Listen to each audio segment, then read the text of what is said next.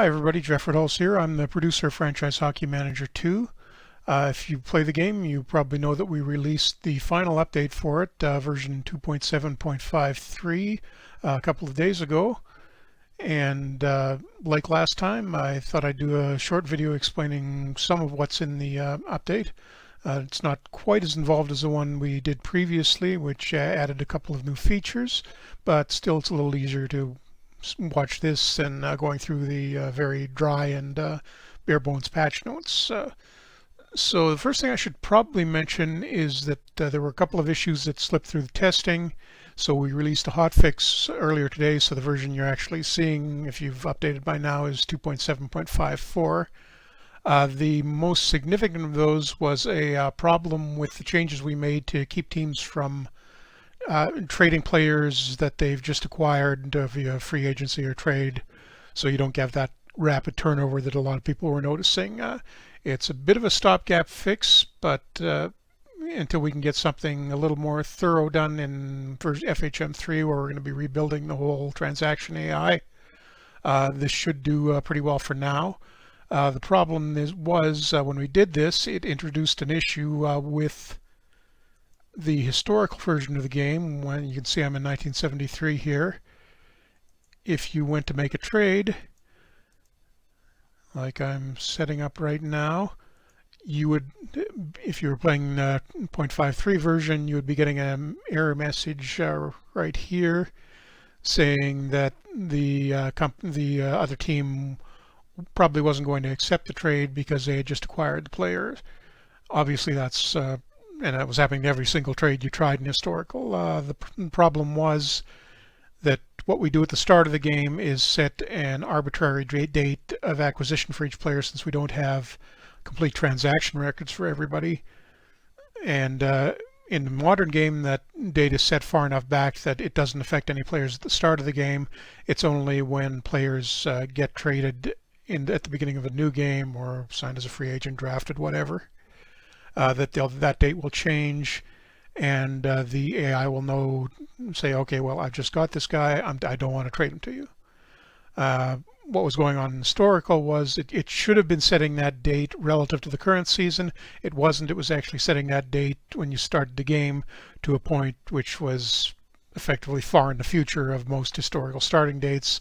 So unless you played right up until the modern day, you would have kept getting that error message over and over, and you wouldn't have been able to make any trades. And it was also impeding trades between AI and two AI teams as well. Not quite as much as it was with a human, which was shutting it down completely. But regardless, we went back in and found the problem. That's fixed now, so it shouldn't be any more difficulty with that. The other thing we ran into was a problem with draft order, where in some cases the NHL draft order was getting stuck after the first season, and your draft order in 2025 was still showing up in the same order as it was in 2016 in some cases. Obviously not intended, and that is fixed now as well. So that's the two things that were covered in the hotfix today. And now I'm just going to move on to some of the other stuff we fixed in the original update from Friday, and I'm just going to be pausing the video for a second and loading that because it's a little easier to explain if I've got it right in front of you. Actually, turns out I didn't need to pause that because the first thing I wanted to show you is right here in the game I already had loaded.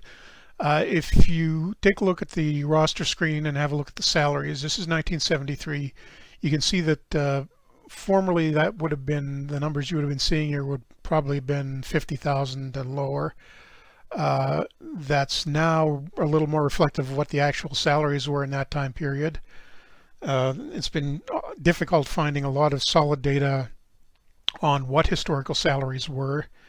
You can find stuff here and there, but nothing really thorough. But lo and behold, I was digging through my 1979 Hockey News yearbook for other reasons and stumbled across an article in there that had precise data for all the team salaries, or at least what it looks to be precise. I don't have any reason to question it, as well as a few individual player salaries. So what I did was go back and completely redo the translation table that converts modern dollar figures in the game to dollar figures for the correct era. So now from about, I'd say 1972 or 73 forward to the early 2000s, you should be finding numbers for salaries that are much more accurate relative to the to that time period. And in addition to that, I made a few other changes. So the salary cap in the immediate post-lockout years, 2005 and later, is a little more effective. It's not quite as stringent as it happened in real life, but you'll find that the team payrolls in 2005 and on are probably a little closer to what they were in real life, so it's not quite as easy to stay under the cap as it was a little earlier. Okay, the next thing I wanted to show you was a bit of a change in the trading AI. People have commented before that they're not seeing the computer making any offers, or at least very few offers, for trades involving draft picks. So we've ramped that up a little bit. You can see I'm looking at a save from the test save from the end of the season here, and going through the league news and transactions. You can see a few teams making deals for, in this case, a couple of second round picks for a single player. Originally, we'd been trying to get it to make more trades for first rounders. It didn't quite pan out as well as I'd like with that. We had to get so aggressive with it that it was making trades that were frankly pretty dumb. In game terms, 3.5 star players getting traded for first rounders. So we weren't able to get rid of that behavior, so we had to tone it down a little bit. Right now, what you'll see when the AI goes looking to trade for a draft pick, it's probably more likely to be looking for a second or third rounder. It's still theoretically possible for it to grab a first rounder if the circumstances are right.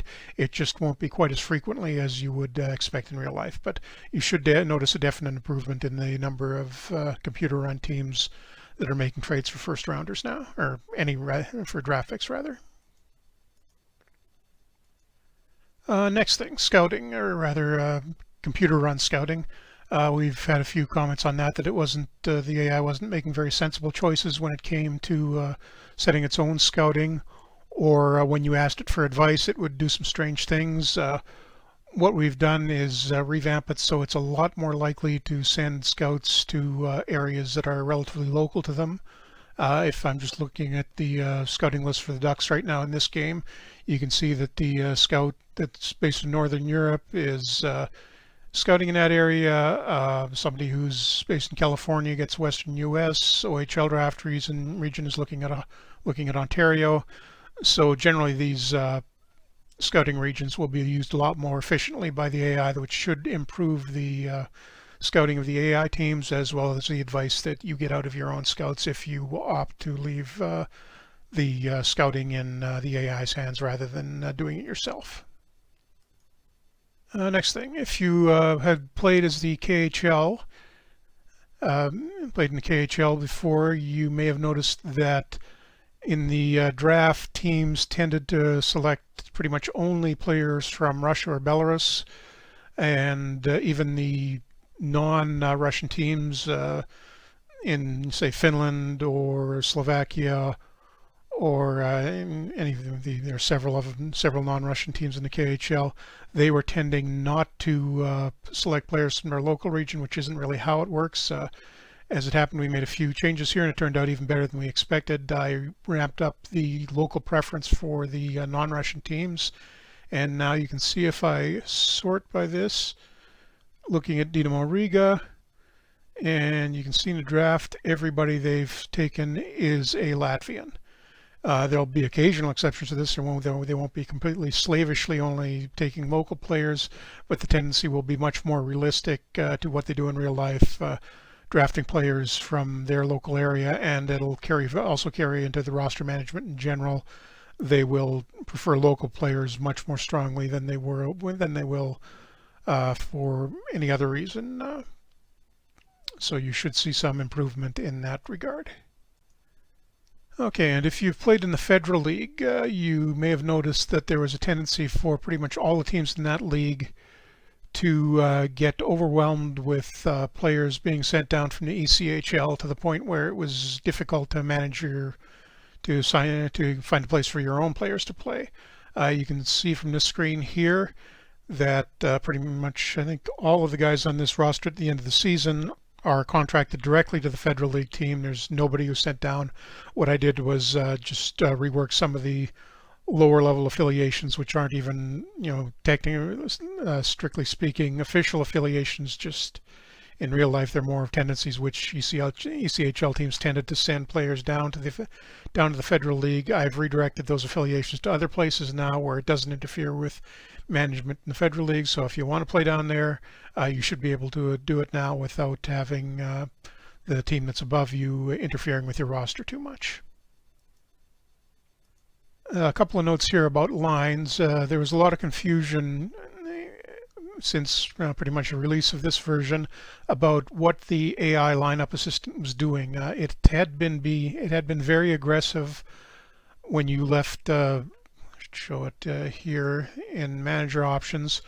When you had this setting on assistant, the assistant was kind of going beyond what you'd normally expect to do with a lineup assistant, that is just setting the rosters and setting the lines, and instead was pulling up guys from the minors if it decided that, say because of an injury or some other situation that left your lineup with out the maximum number of players in it, it would be very aggressive about who it called up to fill in lineup spots. It doesn't do that anymore. If you've got an empty hole in your lineup, it will simply give you an error message and say, okay, you've got to correct this because the AI lineup assistant needs something done in order to function properly. It won't do it on its own, which was the source of a lot of people getting confused about why players were getting called up when they had the roster management set to themselves. So shouldn't happen anymore.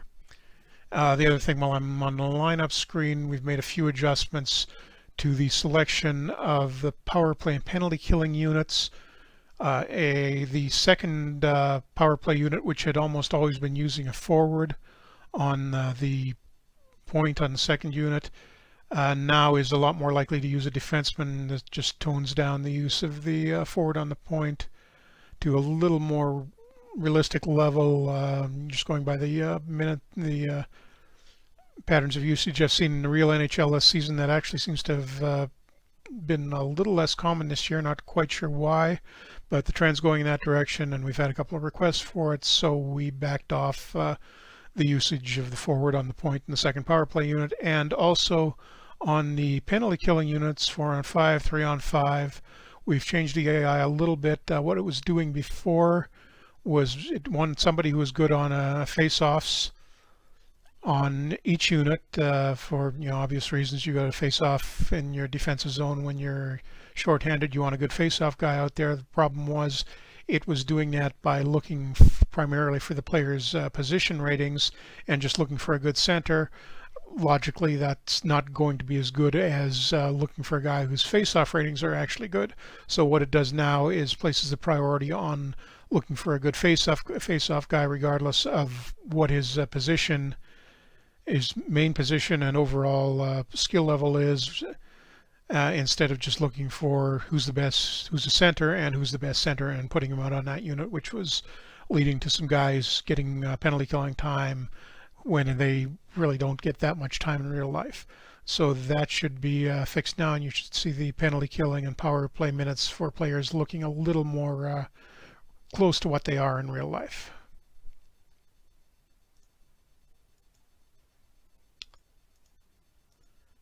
Okay, and the last major thing I want to touch on is some changes we made to the way players are generated at the start of the game, particularly the 14, 15-year-old guys that you see getting drafted once you're a few years into the game. Before that was the quality of them was a little too good, and you were getting some super strong draft years, mainly 2018, 19, and 20, and the content of those years was distorted in some cases too. You would get very few Canadians, for example, huge numbers of Russians.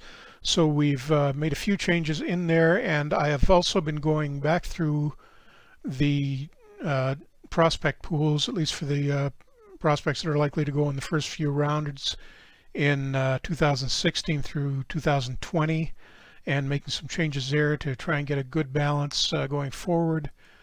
I think if you once you've played about 5 seasons in and take a look at this, you're going to see a little more variation in quality than what you were getting before. It's not all blue chip guys and say 5-star players for the first half round of the first round. It's going to be a little more challenging to find these guys. If I scroll that down, it's 2018. You're getting guys who are a little bit more or less likely to have long-term success. There we go. That's from the this is a 2020 save, so the save there, the draft that's just happened a week ago, and you can see it's guys who are currently at 1.5, 2 stars, and probably have 3.5 star potential at best. Might be a sleeper or two in there.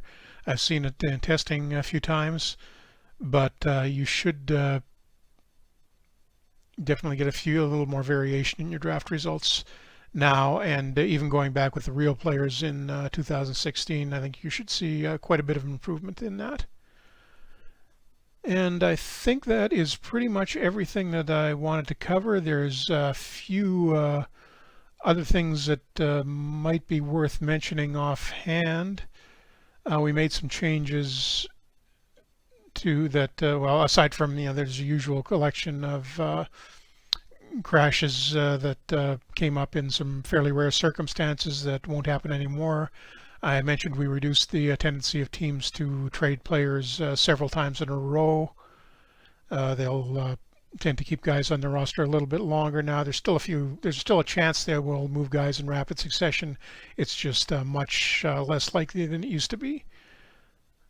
Well, one other thing, the younger European players had been asking, particularly when you were playing in a European league, the 18 to 20-year-old prospects were asking for salaries that were really out of line for their level of experience, and then the young guys just don't get paid that much, whether it's in Russia or Finland or Sweden or wherever. It was actually our Russian and Finnish researchers that pointed this out to us, so we've made a few changes to tone that down a little bit. And the other knock-on effect may be that guys are maybe a little bit more difficult to pry out of the KHL, as should be the case. That's happened in real life, although we're seeing a few more this year coming over, because they'll be signed to, the Russian team will be able to sign them to a 2 or 3 year contract when they're young, and they'll hang on at least until they're a little bit older and more experienced and can demand more money at this, and at that point the NHL has a better shot at signing them, because they're going to want more money out of their Russian contract, and the KHL team may or may not be able to afford that. So I think you'll see better or more realistic player patterns of player movement. Guys will hold out until they're in the KHL until, in some cases, unless they're a real high-end blue chip prospect, until they're into their early 20s, 2021 or so, and then it'll become a little more likely that they'll sign within the NHL. And I think that is pretty much it. And if you want to get a little bit more detail on what we've done, there's a long list of patch notes that I posted on our forum and on our Steam discussion board. That there's I think about 3 dozen of them in there. So go ahead and have a look at that. That describes a few more of the fixes we made. And as always, if you've got any questions, feel free to post them on the forum, or let us know via Twitter, Facebook, Steam discussion page, and we're always happy to go in and explain in a little more detail if you're not sure what a particular change does. But other than that, this will be the last major update. We are pretty much moving full scale onto development of FHM3 as of this week, and as soon as I get done with this broadcast, I've got a few things to get done in that regard, because we're going into it very quickly now. I'm not sure at what point we're going to start giving you details of what's going on, but we've got a fairly good idea now of what exactly we want to do, so we will be letting you guys know what's going on in that regard at some point, whether it's now or even in the summer. But we'll be keeping you up to date as much as we can. We've got a lot of interesting things coming. I know we're going to be, as I've said before, we're going to be doing some major changes to the roster management AI, and that'll get us past some sticking points we've got now where we couldn't really improve it because it was some very old code that was holding us back. We're going to wipe that clean, and in some cases start completely from scratch with a new roster management system that should hopefully bring a lot more realism to the way that computer run teams manage their rosters and do things like sign free agents and draft and make trades with themselves, with each other, and with the human player. And for now, I think hopefully the couple of problems we found this week and had to put out the hotfix for will be the last major issues that anyone finds. Still the off chance if somebody finds some horrific crash bug tomorrow, we will obviously come back and fix that. But for now, this is it for the updates. I didn't mention any of this, that we've updated the NHL rosters to the trading deadline deals, although the trading deadline was a bit of a letdown this year. Not too much interesting going on, particularly if you're a Canucks fan like me. Thank you, Dan Hamuse. But the rosters are up to date. If you want to start with the current version, it'll give you what your teams will be heading into the playoffs with. So that is pretty much it for this recording. I will, as I said before, let me know if you've got any questions, and we will be back on this Wednesday night, continuing on with our ongoing 1979 Winnipeg Jets game, where I go through some of the basic functions in the game. I think we've covered every major system so far, and this week we'll be getting a little bit more into the details of how to rebuild what was a really terrible expansion team. If you've been watching us and been getting absolutely killed the last couple of games, we're going to see what we can do, be a little to get the team hopefully out of last place overall, which was where they finished in real life. So that may be, if you want a few more tips on advanced roster management, it might be worth dropping by on Wednesday and having a look at that, or having a look at the recorded version, which will be posted on YouTube sometime later in the week after we've got that one done. So thanks again for watching the video, and most of all for purchasing the game. And if you haven't bought it yet, please do. And I will hopefully be back not too long from now, in addition to the weekly broadcasts. But if we'd also, as we can release more things about what's going on with FHM2, I will be doing a few more of these and showing, or at least showing as much as I'm allowed to, and telling you what we've got in store for next year. Thank you and good night.